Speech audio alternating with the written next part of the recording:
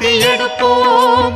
பாபா உமக்கு ஆரத்தி எடுப்போம். 5 ஆரத்தி ஏந்தி எடுப்போம். மனத்திடத்துடன் பாபாவை பணிவோம். கிருஷ்ணநாதா தத்தா சாயி உம்மை மனத்திடத்துடன் பணிவோம். பாபா உமக்கு ஆரத்தி எடுப்போம். 5 ஆரத்தி ஏந்தி எடுப்போம். காலை ஆரத்தி எடுப்போம். தீபாராதனை செய்வோம். பாபா உமக்கு ஆரத்தி எடுப்போம். 5 ஆரத்தி ஏந்தி எடுப்போம்.